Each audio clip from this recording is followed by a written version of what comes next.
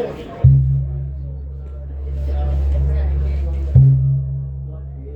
ย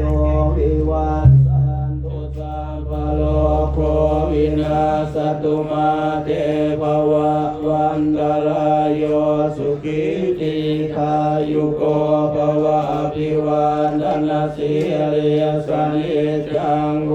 ทาปัจจายิโนจัตตาโลธัมมาวัฏันติอายุวันโนสุขังภาลัง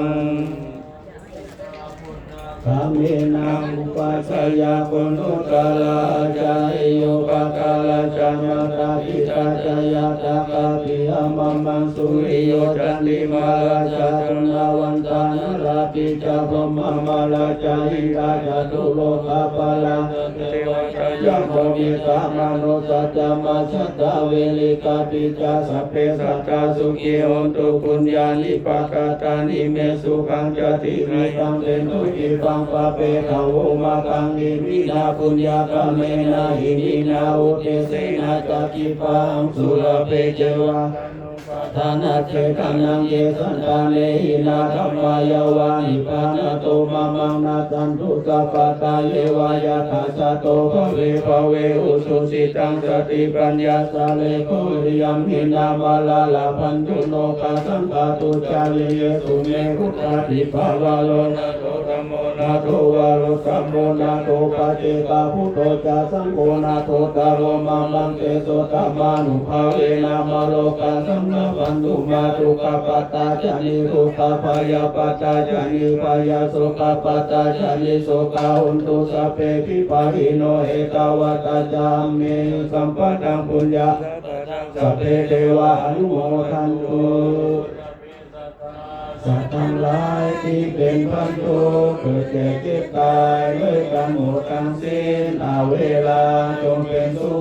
ขเถิดจะได้มีเวรแก่กันและกันเลยสัพเพสัตตาสัตว์ทั้งหลายที่เป็นพันธุเกิดแก่เจ็บตายด้วยกันหมดทั้งสิ้นพยาปัสสาจงเป็นสุขเถิดอย่าได้เบียดเบียนซึ่งกันและกันเลยสัพเพสัตตาสัตว์ทั้งหลายที่เป็นคนทุกข์เกิดแก่เจ็บตายด้วยกันหมดทั้งสิ้นมีคาจงเป็นสุขเถิดจะได้มีความทุกข์กายทุกข์ใจเลยสัพเพสัตตาสัตว์ทั้งหลายที่เป็นคนทุกข์เกิดแก่เจ็บตายด้วยกันหมดทั้งสิ้นตัตานังปาริหาราตุจงมีความสุขกายสุขใจรักษาตนให้พ้นจากทุกข์ภัยทั้งสิ้นนั่นเถิดอะระหะโตสัมมาสัมพุทธัสสะนะโมตัสสะภะคะวะโตอะระหะโตสัมมาสัมพุทธัสสะนะโม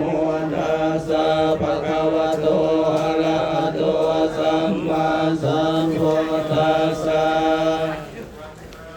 คัจฉามิธัมมังสรณังคัจฉามิสังฆังสรณังคัจฉามิทุติยัมปิพุทธังสรณังคัจฉามิทุติยัมปิธัมมังสรณังคัจฉามิทุติยัมปิสังฆังสรณังคัจฉามิตติยัมปิพุทธังสรณังคัจฉามิตติยัมปิธัมมังสรณังคัจฉามิตติยัมปิสังฆังสรณังคัจฉามิอรหังสัมมาสัมพุทโธเวสสะจรณะสัมปันโนสุขโตโลกวิโตอนุตตโรปุริสธรรมสารถิสัทธาเทวมนุสสานังพุทโธภควาติสวากขาโตภควตาธัมโมสันติสิโกอากาลิโกเอหิปัสสิโกโอปนายิโกปัจจตังเวปิตาโพวินโยเอเตสุปฏิปันโนภะคะวะโตสาวกสังโฆสุปฏิปันโนภะคะวะโตสาวกสังโฆญาโยปฏิปันโนภะคะวะโตสาวกสังโฆสามีจิปฏิปันโนภะคะวะโตสาวกสังโฆยะติตังยะตาลิปุริสายุคานิยตาปุริสาบุคลาเอสะภะคะวะโตสาวกสังโฆอาหุนายโยปาหุ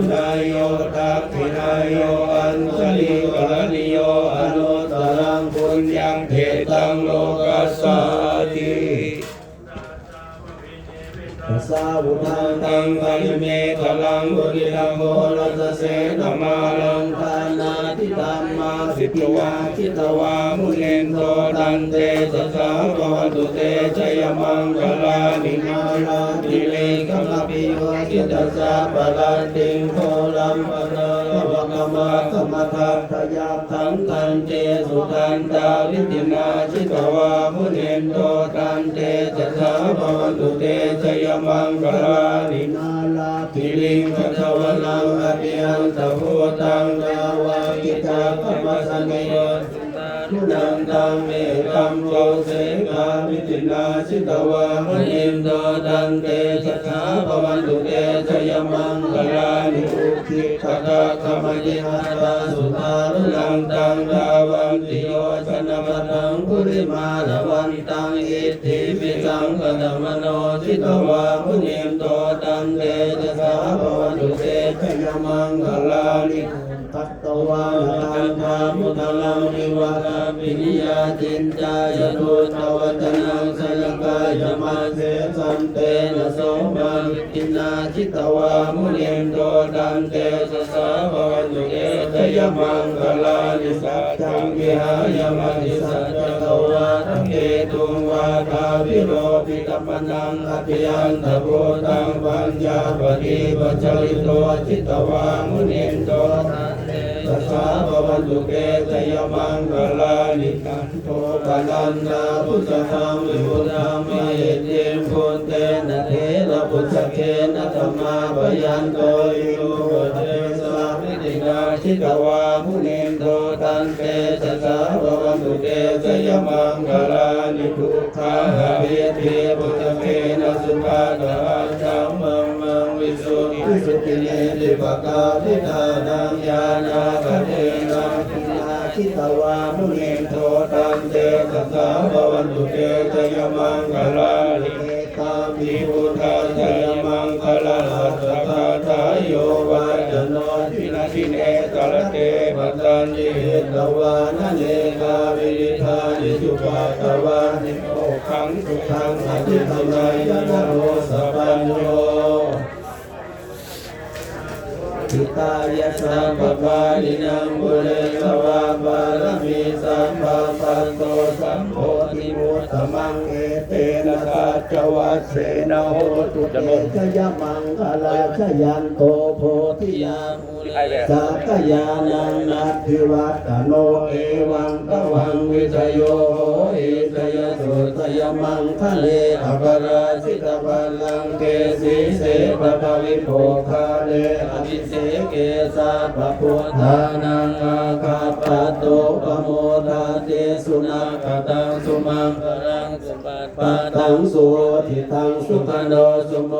โตจาสุยิทังพรหมจาริสุปทาคินังกายกรรมังวาจากรรมังปทาคินังปทาคินังมโนกรรมังปณิทิเตปทาคินาปทาคินานิกาตวานรพันตาเต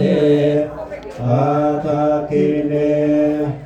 โสโพธิยามุเลสกยานังนันติวัตโนเอวังตวังนิชโยโหอิจยสุทยมังคะเลอปราชิตวังลังเกสีเสปะคะวิโภคาเลอภิเสเกสาภพุทธานังอาคาปะโตโมตาเตสุนักตังสุมังคลังสุปะปะตังสุโหติตังสุขโนสุโมโตจาสุยิตังพรหมจารีปทักขินังกายกรรมังวาจากรรมังปทักขินังปทักขินังมโนกรรมังปณิทิเตปทักขินาปทักขินานิกาตวาลรพันตเตปทักขิเนทิยามุเลสกยานังนัตถิวัตโนเอวังตว วังวิทโยโหเอกยตุตยมังคะเลอปราชิตวัลลังเกสีเสปตวิโปคาเล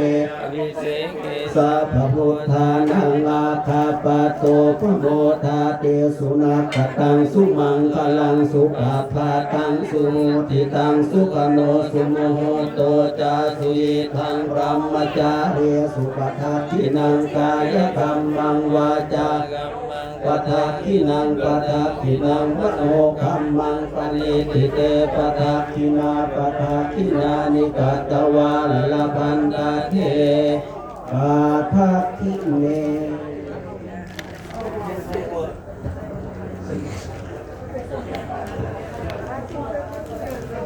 สาธุ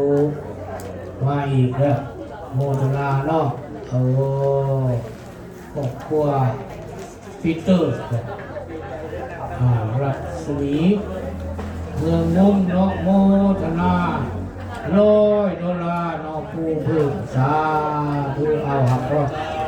อายุวันโนสุขังภาลังดีมีสุขดีมีสุขโชคดีสาธุในโอกาสเฮ็ดบุญพระเวทมื้อนี้เนาะเป็นการตักบาตรการให้ทานปัจจัย4ที่เฮาได้ความเพียรเรียงหน้ากันได้ตั้งอกตั้งใจได้มีศรัทธามา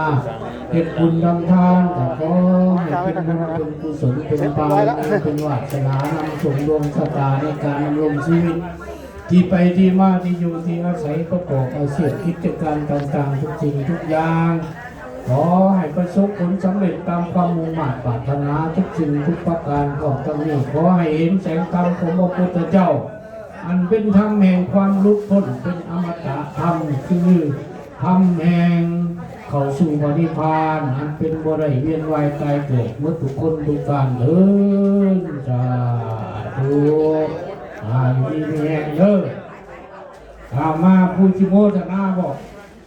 โมทนาผู้พื้นเอาให้กุศลประกาศก่อนเนาะ